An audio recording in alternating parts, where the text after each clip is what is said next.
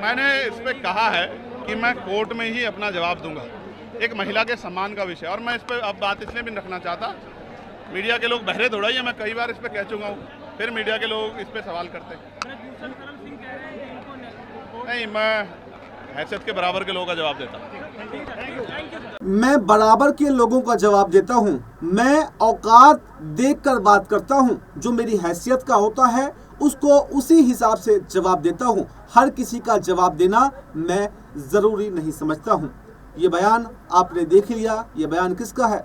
ये बयान है चंद्रशेखर आज़ाद रावण का, जो इन दिनों काफ़ी ज़्यादा विवादों में घिरे हुए हैं, क्योंकि रोहिणी घावरी, जो उनकी कथित तौर पर गर्लफ्रेंड कही जाती हैं, उन्होंने बड़े आरोप चंद्रशेखर आज़ाद को लेकर लगाए हैं। और उसके बाद में पूरा मामला जो है वो गरमाया हुआ है, क्योंकि रोहिणी घावरी भी दलित समुदाय से आती हैं। और इसके अलावा एक चीज़ देखने वाली बात यह है कि एक तरफ जहां चंद्रशेखर आज़ाद पर आरोप लगा रही हैं, तो वहीं मायावती आकाश आनंद का समर्थन कर रही हैं, उनको अच्छा बता रही हैं, उनको बहुजनों का नेता बता रही हैं। जबकि यहाँ पर चंद्रशेखर आज़ाद पर तो वो गंभीर आरोप लगाए हैं कि कैमरे के सामने बता पाना भी मुश्किल है। और बल्कि उन्होंने सिर्फ अपने साथ ही नहीं, बल्कि कहा है कि ये आदमी ही ऐसा है, इसने दर्जन भर लड़कियों के साथ में उनका दुष्कर्म किया है, उनका इस्तेमाल किया है, और जब लगा कि उनकी ज़रूरत नहीं है तो उनको दूध में से मक्खी निकाल करके फेंक दिया। उन्होंने पूरा बहुत काला चिट्ठा अगर कहें तो चंद्रशेखर आज़ाद का खोला है। लेकिन चंद्रशेखर आज़ाद ने तमाम ही आरोपों को नकार तो ज़रूर दिया है, लेकिन उनकी आवाज़ में जो दम दिखाई दे रहा है, जिस तरह से वो धमकाते हुए दिखाई दे रहे हैं कि मैं बराबरी के लोगों से बातचीत करता हूं और मैं इसका जवाब कोर्ट में दूंगा। हालांकि एक तरफ रोहिणी घावरी भी कोर्ट की बात कर रहे हैं कि मैं कोर्ट में घसीटूंगी, मैं कोर्ट में करूंगी, ये करूंगी, वो करूंगी। वो तो कोर्ट नहीं पहुंची हैं, लेकिन चंद्रशेखर आज़ाद भी अब कोर्ट गा रहे हैं। तो क्या कोर्ट हमारा इतना कमज़ोर है कि कोर्ट पर अपनी बातों को, अपनी जिम्मेदारियों को टाल दिया जाए? और आखिर क्यों रोहिणी घावरी अभी तक कोर्ट नहीं पहुंची, ये भी सवाल है।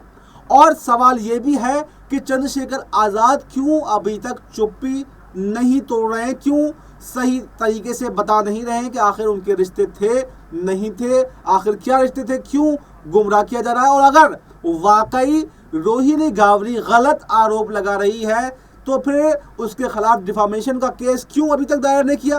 चंद्रशेखर आज़ाद तो बड़े बड़े नेता हैं, वो तो मोदी शाह को लपेट देते हैं, बड़े बड़े नेताओं को लपेट देते हैं, तो फिर क्यों अभी तक इस पर चुप हैं और क्यों डिफामेशन का केस दाखिल नहीं किया है? देखिए, बात दोनों तरफ से होनी चाहिए, और बात इसमें अगर देखें तो दोनों तरफ से सवालों के घेरे में है।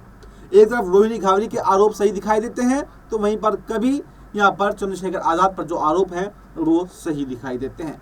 तो ये देखना काफ़ी दिलचस्प होगा कि आने वाले समय में क्या यह मुद्दा अब कोर्ट से ही सुलझेगा, और क्या कोर्ट से चंद्रशेखर आज़ाद की सांसदी जो है वो भी रद्द हो सकती है, और क्या चंद्रशेखर आज़ाद का सूरज उदय होने से पहले ही डूबता हुआ नजर आएगा, क्योंकि पहली बार वो सांसद बने थे।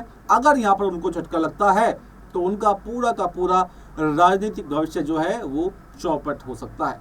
तो ये देखना काफ़ी दिलचस्प होगा कि आखिर कब चंद्रशेखर आज़ाद पहले कोर्ट जाएंगे या फिर रोहिणी घावरी पहले कोर्ट जाएंगे, और कोर्ट का क्या फैसला इस पर आता है। फिलहाल इस रिपोर्ट में इतना ही। इस रिपोर्ट पर आपकी क्या राय है? आपकी जो भी राय हो कमेंट बॉक्स में ज़रूर दें, और हमें दीजिए इजाज़त। नमस्कार।